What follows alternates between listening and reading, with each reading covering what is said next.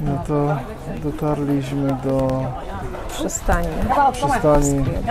Tak, do wodospadów Krka. Zdecydowaliśmy się, że w tą stronę popłyniemy, no, wrócimy na piechotę. No i zobaczymy. Wstęp do parku 20 € dla jednej osoby. Na szczęście płatne kartą. Właśnie nie wiem, czy to był wstęp do parku, czy to był Chyba wszystko razem. Wszystko razem. Jakoś trochę to nieczytelne wszystko jak dla mnie. Jakaś mapka, coś trochę. No, pani mówiła, że prom za 2 minuty, a widać to jest chyba ten, który będzie o 11, a potem o wpół do nie popłynął. Widać, mają czas. Witajcie! Tą małą chwilą dezorientacji zaczynamy nasz ostatni odcinek z Chorwacji.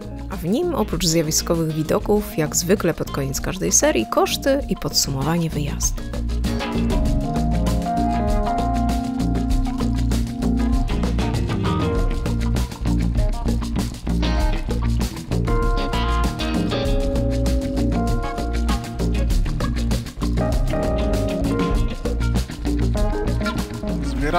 Zbieramy morwy, a tutaj mamy, no jak nic jedwabnika.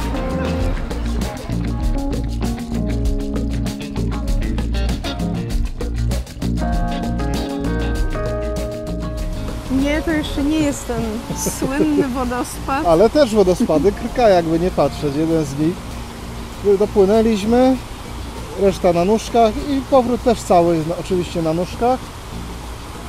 Ludzi bardzo dużo, no dzisiaj weekend, sobota. Bardzo dużo ludzi, którzy się pchają i rozpychają łokciami. No tak, i to nie Polacy, żeby nie było. Nie. Polacy akurat bardzo grzeczni i bardzo ładnie się zachowują. No, toalety oczywiście płatne. No ale coś za coś idziemy oglądać jeden z chyba ważniejszych punktów do zwiedzenia w Chorwacji.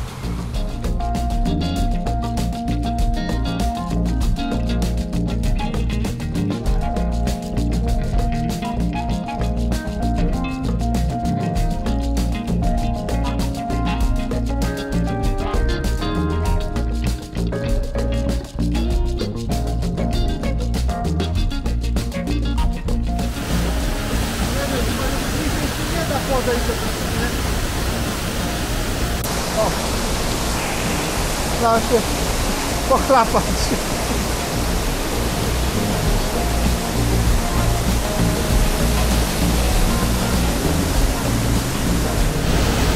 No, trzeba przyznać, że takie wodospady Krka to chyba jedna z atrakcji warte wszystkich, każdych pieniędzy. Tak, no niesamowite wrażenie robi. Park Narodowy Krka to nie tylko ten najbardziej znany wodospad, znajdujący się właściwie na samym początku trasy. Idąc dalej w górę biegu rzeki napotykamy co chwilę na kolejne kaskady Skradińskiego Buku, których jest aż 17. W górnej części trasy możemy rozkoszować się cudownym spacerem pośród jeziorek pod zielonym baldachimem drzew.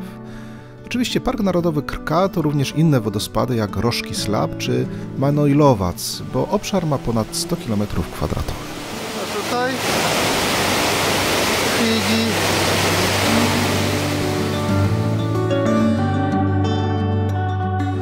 No, okazuje się, że nie trzeba jechać do Kapadocji, żeby skały tufowe zobaczyć.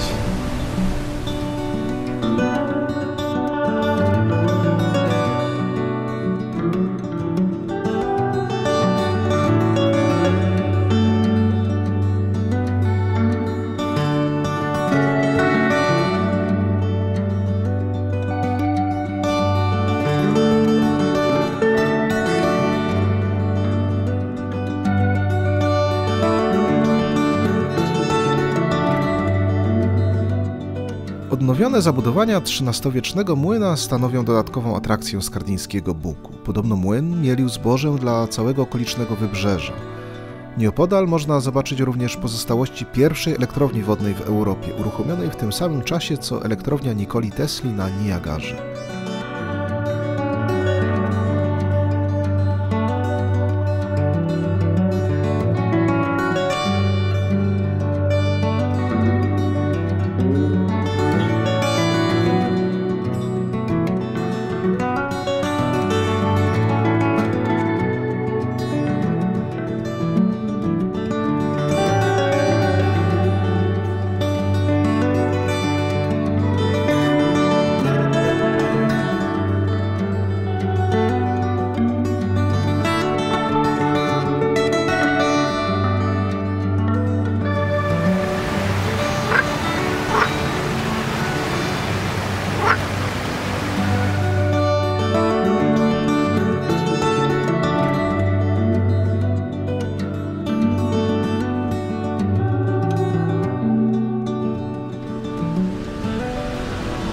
Bardzo zróżnicowany tutaj ten park, te wszystkie wodospady, te młyny, no, zupełnie różne widoki.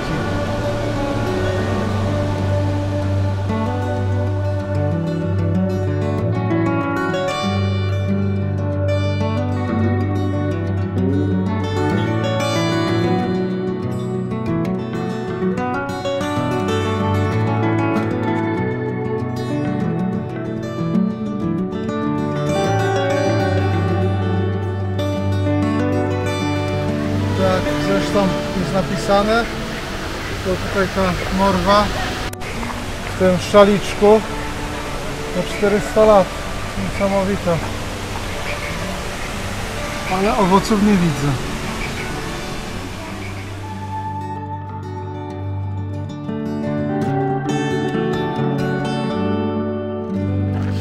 No to tu ptamy z powrotem. Akurat nas minął statek. Bo doszliśmy do wniosku, że w jedną stronę popłyniemy sobie, a do urozmaicenia w drugą stronę się przejdziemy. Nie wiemy, czy to przez to taniej, czy drożej, czy tak samo. Nie o to chodziło. A dróżka, którą się idzie, to w sumie bardzo przyjemna. Trochę nawet zacieniona. Tak, momentami zacieniona, No, momentami... Tam jest stateczek. Jakieś 4 km mamy. Tak jest. No plus chodzenie oczywiście pod wodospadami. No. Mnie szczerze mówiąc bardzo ujęło miejsce, mimo nawet tych tłumów. Wyjątkowo nawet mi te tłumy tak bardzo nie przeszkadzały. Bo ja jestem bardzo wyczulony generalnie na to. Nie wolno przegapić, jak ktoś Tak. w Chorwacji będzie. Oczywiście słyszeliśmy, że trzeba zobaczyć, że jest coś takiego. No, ale rzadko się w moim przypadku zdarza, żeby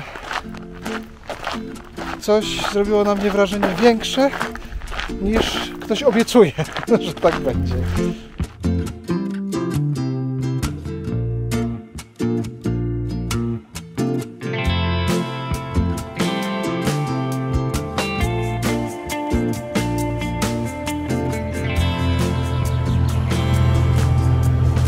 Tak generalnie, jeśli ktoś chce płynąć w jedną stronę, tak jak my, to polecamy jednak, żeby płynąć do wodospadów, a wrócić na piechotę, nie na odwrót.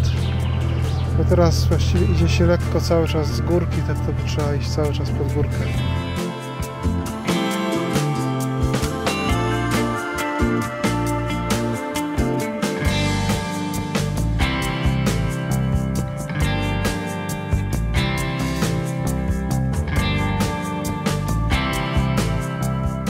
Dotarliśmy na nasz ostatni lub przedostatni nocleg w Chorwacji. Stoimy oczywiście na polu kempingowym, jeszcze nie wiemy w sumie za ile. Jeszcze nie wiemy, to jakieś 20 km od Jezior Plitwickich. Tak, bardzo fajne, kemping bardzo duży, bardzo dużo miejsc, tylko dosyć nierówno, tak jak pisali na Park4Night, ale na szczęście mamy najazdy. Zainwestowaliśmy w Julii jakieś tam, już nie pamiętam, ale jak na najazdy to nie są duże pieniądze, więc... Na razie działają. Tak, działają, auto niezbyt ciężkie, bo się podobno łamią pod cięższymi, ale nam wystarczają. Niedaleko mamy łazienki, bo to dla nas istotne. Prąd jest wliczony w cenę, wliczone są prysznice w cenę, no my z prądu nie korzystamy. Pralnia jest tylko... Płatna. Tak, płatna 13-15 euro. No my nie potrzebujemy pralni, ale tak, informacyjnie. Dużo jest aut tego typu, co nasze. To, że raczej albo z namiotami, albo z namiotami dachowymi. No więc co? Do zobaczenia jutro w podróży albo na jeziorach Plitwickich. Akurat dojechaliśmy do jezior Plitwickich, ale tak jedziemy i w sumie te okolice takie bardzo podobne do naszych gór. Jakieś może Bieszczady, Beskid, trochę może nawet Sudety, no tak swojsko bardzo. A tutaj znowuż jak droga ze Złotego Potoku do Żarek. Dokładnie tak samo. Nie trzeba jechać 1000 km, wszystko jest na miejscu. No akurat tak wyjechaliśmy teraz z tej Chorwacji, a tutaj w Polsce zorze polarne na całego hulają. W całej Polsce, nawet w Sudetach gdzieś tam zdjęcie ze Śnieżki razem z zorzą polarną. A nam nigdy nie było dane niestety obejrzeć zorzy polarnej, a bardzo byśmy chcieli. Zorza przyszła do nas, a my sobie pojechaliśmy. No i co zrobić teraz? Mam nadzieję, że gdzieś tam mimo wszystko kiedyś jeszcze u zorzy zobaczymy. No ale bardzo spektakularne, nie tam jakieś maziaje lekkie, zielone, tylko purpurowe. To na początek schody. Tak, ale nie jest źle dzisiaj. Myślałem, że będzie gorzej, bo ostatnie 2 dni były też schody cały czas. A my jednak do jakichś sportowców nie należymy. Zdecydowaliśmy się na trasę C. Tak, bo jest kilka tras do wyboru, nawet Tak. chyba do K. Tam trasa 18 km, ale To nie tym razem może nie chyba. tym razem. Znaczy nie, no wiadomo, to nie jest do przejścia tylko 18 km, bo też się płynie, ale trwa nawet do 8 godzin, a my dzisiaj troszeczkę musimy już na północ zmierzać, a ta trwa między 4 a 6. Jeszcze jakieś zdjęcia, Oczywiście, filmy, jakieś filmy. i tak dalej. Ludzi bardzo dużo, bo dzisiaj niedziela, a my jesteśmy w 9:30. A na szczęście mieliśmy jeszcze Gdzie miejsce na zaparkować? parkingu. Tak, Tutaj właśnie są mapki. tak, z Jak wejścia wcześniej- pierwszego, bo jeszcze Z są wejścia wejścia. pierwszego, tak. wejście Jest drugie więcej jest. tych tras. Ale my Wybraliśmy wybraliśmy tą trasę C. C. Taka To jest szlak pieszy. Tutaj płyniemy promem. taka chyba najbardziej uśredniona. Tak, a tutaj później się jedzie pociągiem. Tak, no jest jeszcze taka A. A jest taka króciutka tylko tutaj, żeby obejść. Ta troszeczkę dłuższa już z jakimś stateczkiem. No i jeszcze tutaj jest taka ta normalnie długa. może. A, tylko że ta jest bez pociągu taka. A no tak, rzeczywiście wszystko na nogach. Więc ta C jest tutaj z pierwszego wejścia najbardziej zróżnicowana. Można jakby ze wszystkich atrakcji skorzystać. Tak.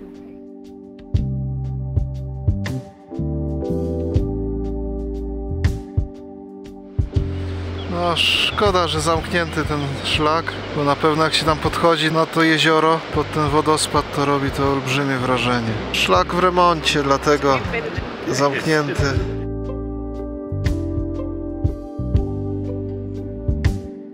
Jeziora Plitwickie to 16 jezior krasowych oraz 90 wodospadów przelewających się między nimi.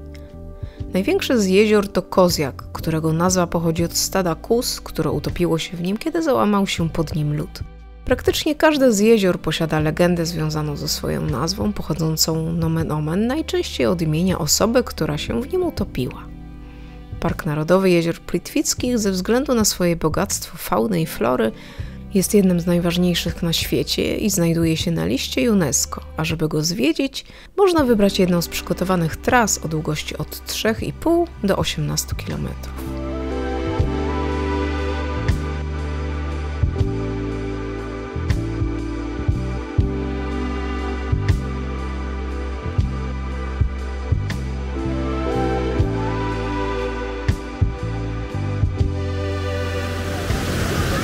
Szlak do góry, do tej jaskini prowadzi. Tam daleko można było wejść.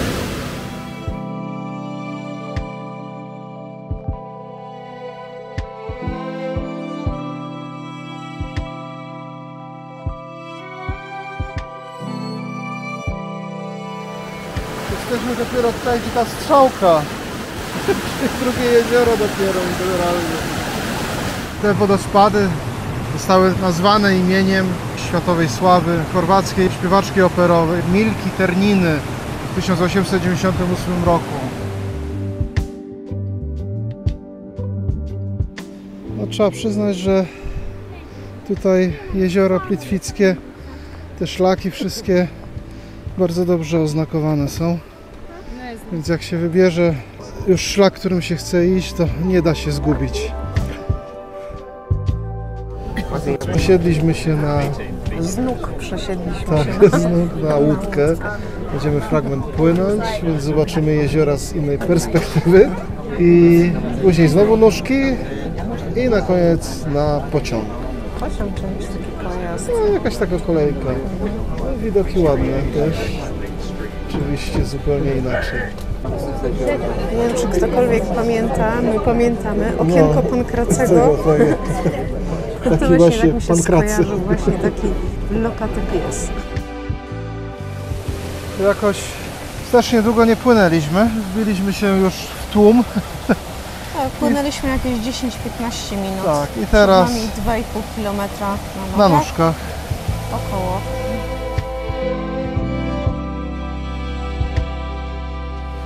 No niesamowity jest kolor tej wody. Coś obłędnego.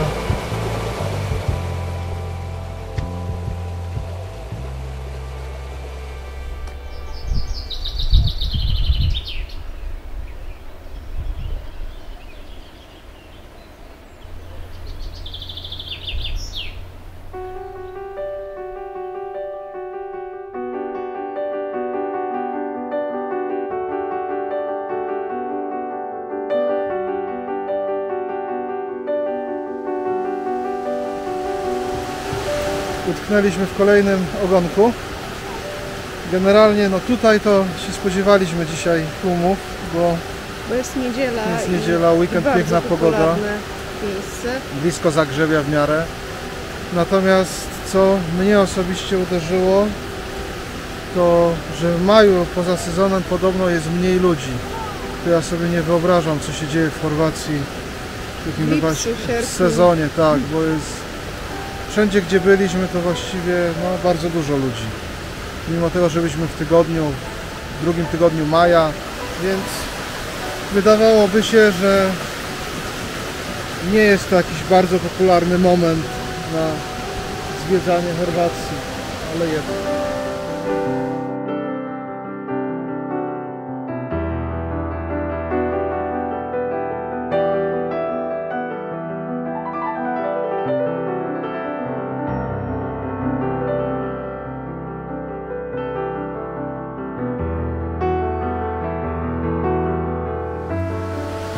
Gdybym miał wybrać, to nie wiem, co bym wybrał. Taka bardziej chyba widowiskowa. Natomiast tutaj bardziej zróżnicowana, o wiele więcej tego wszystkiego.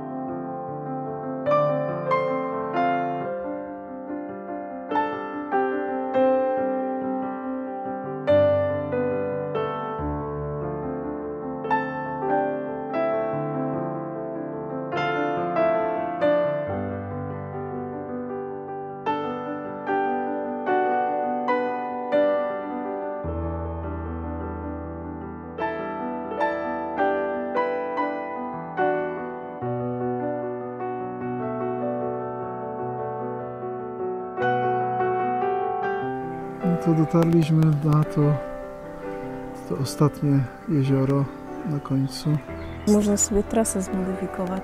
Tak Można jest. pójść sobie kawałek trasą H. Tak jest. I obejść sobie kawałek. Tak nie byliśmy pewni, czy można tak zrobić, ale tak można na 100%. Można w pewnym momencie pójść z trasy C, że tak powiem, pod prąd na trasę H i wtedy dojść, jakby tędy się wyjdzie.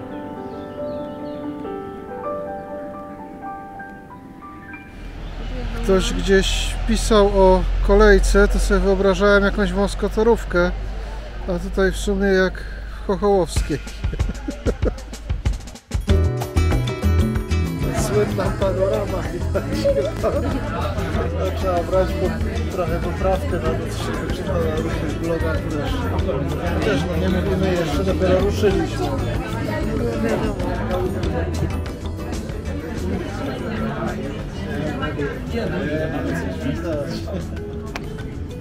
Niewiele. Tak trochę inaczej sobie to wyobrażałem.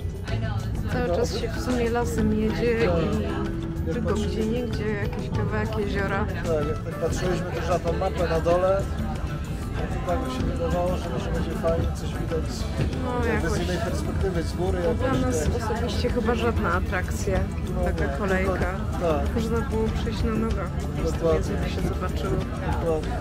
Trudno. Jedziemy, to jedziemy.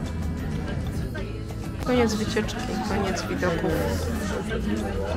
Możemy się tutaj cofnąć. Podejdziemy sobie jeszcze tu na punkt widokowy. Tutaj znak, że trzeba szczególnie na żabki uważać.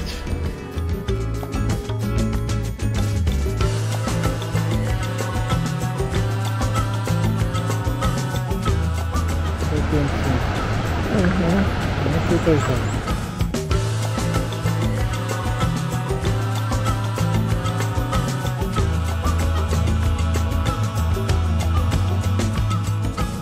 Powolutku kończymy naszą chorwacką przygodę, krótką, acz intensywną.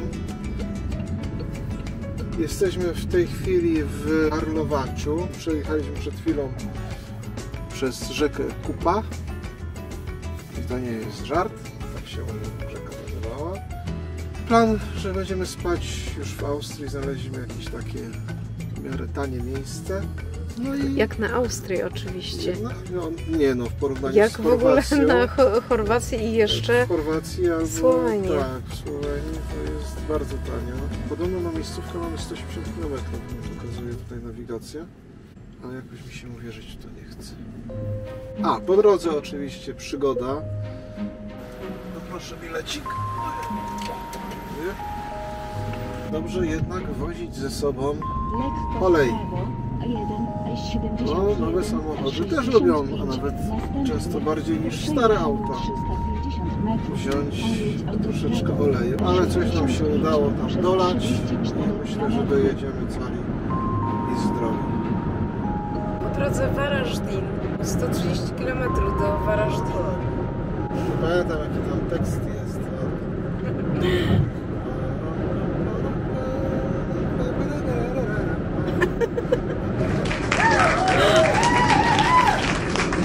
Słowenia będzie nas chyba witać deszczem, z tego co widać.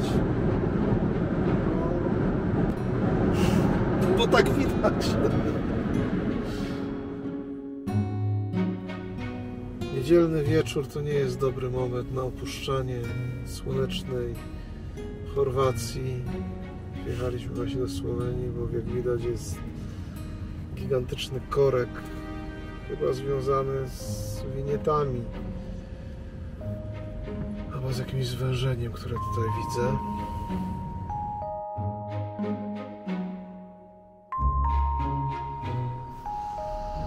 No to dojechaliśmy na dzisiejszą miejscówkę, taką przydrożną w sumie, właśnie podrożną może. Jakiś taki camperplatz tutaj w Austrii. Chcieliśmy zapłacić, ale nie było już komu, więc mam nadzieję, że nas stąd nie przegonią. No i tyle. Jutro się rano zbierzemy. Będziemy jechać dalej. Ja osobiście tak nie przepadam za takimi, bo to ani na dziko, ani na kempingu tak nie wiadomo jak się zachować. Jak na dziko to pewnie człowieka pogonią, a warunków kempingowych nie ma. Choćby jakieś łazienki, toalety gdzieś podobno jest. Idziemy się przejść, zobaczymy jak będzie. Jednak nie przegonili i zostaliśmy. Ruszamy dalej i stajemy na chwilę, bo zapewne nie mogliście się doczekać obiecanego w pierwszym odcinku serii zamku w Mikulowie, więc oto i on. No, stanęliśmy tutaj na chwilę właściwie zakupy zrobić pod zamkiem. Zamek na tyle ciekawy, że do 1945 roku był w posiadaniu jednej rodziny. Natomiast w 1945 roku został zniszczony do fundamentów i dopiero w 1950 roku odbudowany. No, zamek, założenia zamku barokowe, czyli bardziej jako rezydencja. Nie będziemy podjeżdżać, nie będziemy tam już wchodzić, bo dzisiaj przelotowo, tak naprawdę przelotowo, na chwilkę, żeby popatrzeć. No i tak, Chorwacja droga, dopóki się nie zatankuje w Polsce. Tylko droższa benzyna jest przy autostradach w Słowenii.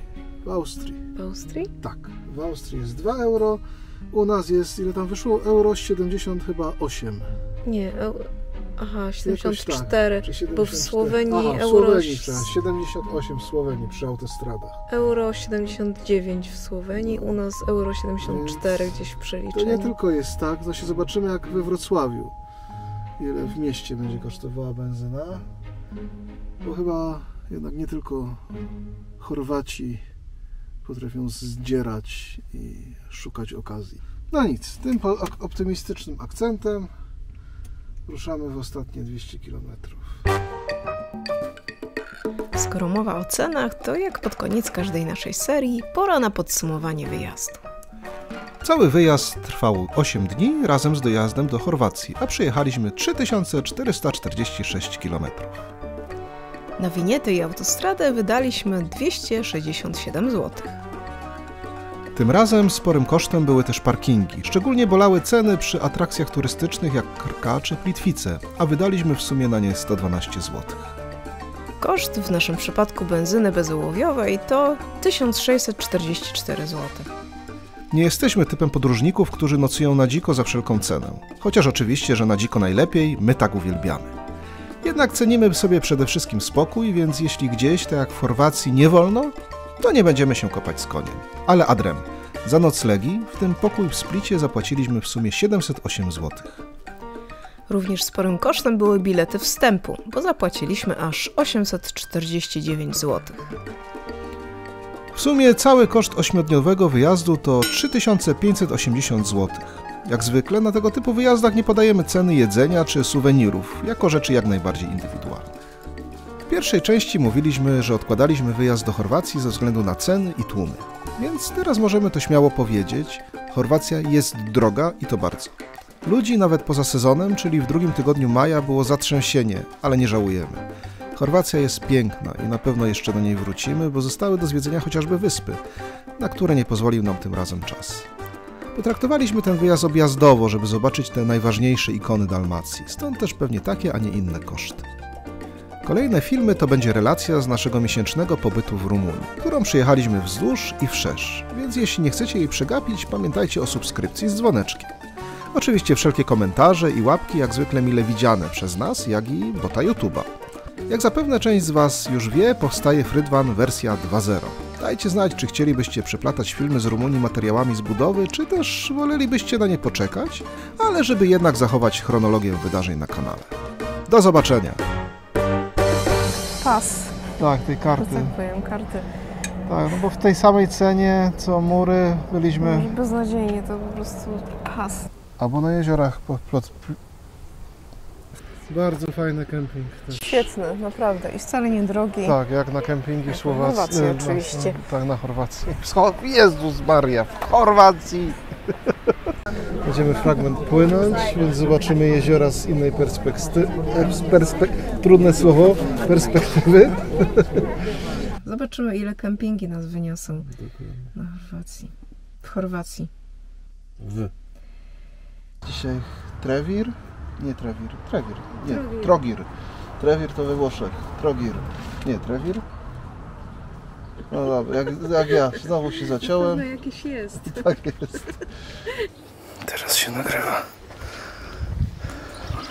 Od strony morza strzegły miasta dwie twierdze, kameralnego. Kamerelego. Jeszcze coś będzie. Jeszcze będzie. Patrz na kamerę.